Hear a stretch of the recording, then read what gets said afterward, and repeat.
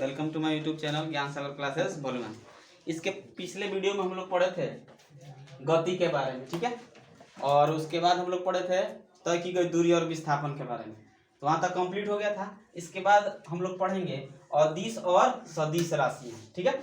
तो सबसे पहले देख लेते हैं कि अदिश राशियाँ क्या होती है। तो कहेंगे कि जिस राशि को पूर्ण रूप से व्यक्त करने के लिए केवल परिमाण की आवश्यकता होती है उस राशि को अदिश राशि कहते हैं। बात समझ में आया?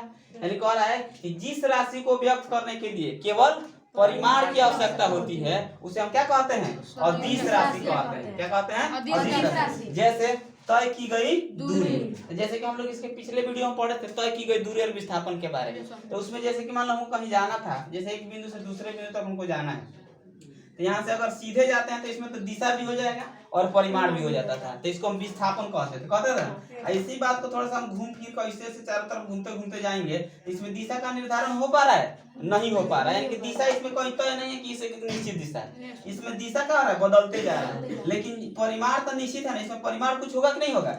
मान लो 10 किलोमीटर गए हैं, 5 किलोमीटर गए हैं ना, तो इसमें परिमाण मिलेगा लेकिन दिशा नहीं मिलेगा। तो इस राशि को हम क्या कहते हैं? अदिश राशि कहते हैं। तो जैसे में दिया गया आप देख सकते हैं तय की गई दूरी द्रव्यमान। तो द्रव्यमान के में क्या होता है? केवल परिमाण होता है। कोई सामान खरीदने जाते हैं तो कहते हैं 10 केजी हमको आलू दीजिए, चाहे जो भी कहते हैं ना, तो उसमें दिशा आता है? नहीं आता है, नहीं आता है। तो हो गया द्रव्यमान, हो गया समय, हो गया आयतन, हो गया घनत्व, हो गया ऊर्जा, हो गया कार्य, ताप इत्यादि। ये सब कौन सी राशि है? अदिश राशि। कौन सी राशि है? अदिश राशि है। अब आगे बढ़ते हैं सदिश राशि के। तो सदिश राशि की क्या है? इसको कहते हैं वेक्टर क्वांटिटी। तो कहेंगे कि जिस राशि को पूर्ण रूप से व्यक्त करने के लिए परिमाण और दिशा दोनों की आवश्यकता होती है। बात समझ आ रहा है ना? उस राशि को हम क्या कहते हैं? सदिश राशि कहते हैं। बात समझ आए? तो इसमें क्या क्या चाहिए? परिमाण भी होना चाहिए और क्या? दिशा भी होना चाहिए। तो जिस राशि को पूर्ण रूप से व्यक्त करने के लिए परिमाण और दिशा दोनों की जरूरत होती है उस राशि को हम क्या कहते हैं? सदिश राशि कहते हैं। बात समझ में आया? दोनों एक दूसरे के उल्टा है। थोड़ा सा इसमें क्या कर रहा है? इसमें परिमाण सिर्फ है और इसमें क्या है? परिमाण और दिशा दोनों है, ठीक है। अब आगे बढ़ते हैं। अब देख लेते हैं, कह रहा है कि सदिश राशि का संकेत किसी अक्षर के ऊपर, जैसे यहाँ पर वेक्टर, इसको वेक्टर भी पढ़ेंगे। क्या पढ़ेंगे? वेक्टर भी पढ़ा जाता है। यानी तीर लगा कर दिया जाता है। जैसे तीर लगा दिएगा तो हम समझ लेंगे कौन सा राशि है? सदिश राशि है। बात समझ रहे हैं? यहाँ पर कह रहा है कि सदिश राशि का संकेत किसी अक्षर के ऊपर, जैसे यहाँ पर लिखा गया है वेक्टर भी होता है, और तब उसके परिमाण का संकेत सिर्फ क्या होता है? भी होता है। अगर सिर्फ हमें परिमाण बताना होगा तो वहां पर क्या हो जाएगा? सिर्फ हम भी लिख देंगे तो समझ लेंगे उसमें केवल परिमाण बताया गया है। अगर उसी पर अगर तीर दे दिया जाता है तो उसमें क्या हो जाएगा? परिमाण और दिशा दोनों बताया गया है। बात समझ में आया? तो इसमें देख लेते हैं सदिश राशि के जैसे में क्या हो जाएगा? विस्थापन है, वेग है, त्वरण है, बल है, ये सब क्या है? सदिश राशि। ये सदिश राशि के उदाहरण है। अब आगे हम लोग क्या देखना है? औसत चाल। तो औसत चाल क्या होता है? तो जैसे कि देख ले, पहले हम चाल देखते हैं। कह रहा है किसी गतिशील वस्तु की चाल वह राशि है जो यह बताती है कि वस्तु कितनी तेजी से गति कर रही है। बात समझे? तो जैसे कि मान लो कह रहा है कि किसी वस्तु की चाल क्या है, तो किसी वस्तु की चाल वह है, वह बताती है कि जैसे कोई वस्तु कितना तेजी से गति कर रहा है, यही कौन बताता है? किसी वस्तु की चाल बताती है। अब यहाँ आते हैं औसत चाल के। तो ये हमारा मेन डिफिनेशन हो गया औसत चाल का। तो औसत चाल किसे कहते हैं? तो कहेंगे कि किसी वस्तु द्वारा किसी समय अंतराल में तय की गई दूरी और उस समय अंतराल के अनुपात को उस वस्तु के क्या कहा जाता है? औसत चाल कहते हैं।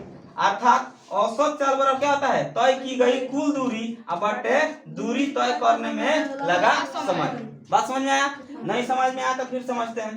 कह रहा है कि किसी वस्तु द्वारा किसी समय अंतराल में तय की गई दूरी और उस समय अंतराल के अनुपात को उस वस्तु की औसत चाल कहते हैं।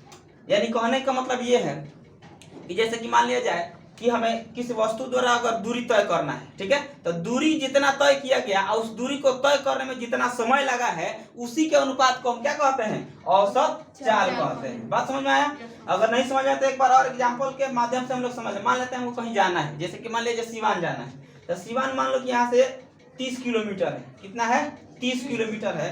और सिवान की दूरी कुल हो गया कितना 30 किलोमीटर, और जाने में मान के चलते हैं 2 घंटा का समय लगा। कितना घंटा का समय लगा? 2 घंटे का समय लगा। अब देख लीजिए औसत चाल इसका निकालना है, तो औसत चाल यहाँ पर दिखाई दे रहा है, तय की गई कुल दूरी अब बटे दूरी तय करने में लगा समय। तो तय की गई कुल दूरी कितना है? 30 है। अब बटा समय कितना लग रहा है? 2 घंटा। हम काट देंगे तो कितना आएगा? 15 किलोमीटर प्रति घंटा। यानी कि हमारा जो औसत चाल निकलेगा क्या निकलेगा? 15 किलोमीटर प्रति घंटा निकलेगा। तब ये जरूरी थोड़ी ना है कि हर जगह हमारा गाड़ी जो चला होगा कितना का स्पीड चला होगा? 15 का स्पीड जरूरी है।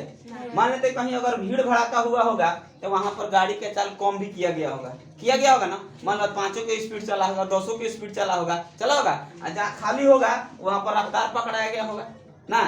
40 के भी स्पीड हो सकता है, 50 के स्पीड हो सकता है ना। तो ये सब मिला कर यानी कुल दूरी तय करने में अगर कुल समय जितना लगता है उसी को अगर भाग दे देते हैं तो वही क्या निकल जाता है? औसत चाल निकल जाता है। बात समझ में आया?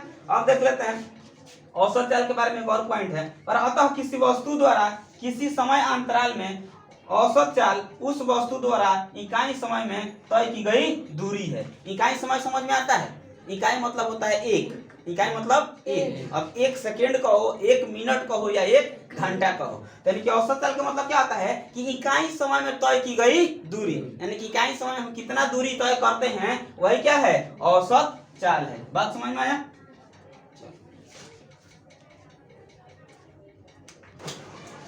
चलिए यहाँ पर देखा जाए क्वेश्चन दिया है, पर यदि कोई कार 480 किलोमीटर की दूरी कितना घंटा में तय करती है?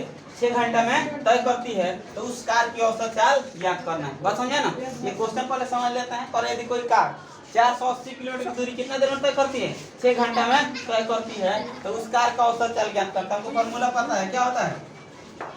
औसत चाल बराबर तय की गई कुल दूरी बटे दूरी तय करने में लगा समय, यानी फॉर्मूला होता है। तो चलो तय की गई दूरी कितना है?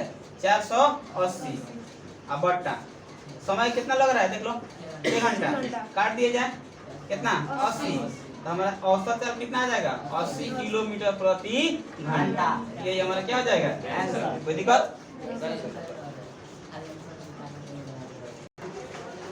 यदि मेरा वीडियो आपको अच्छा लगा हो तो लाइक करें, कमेंट करें और मेरे चैनल को सब्सक्राइब करें।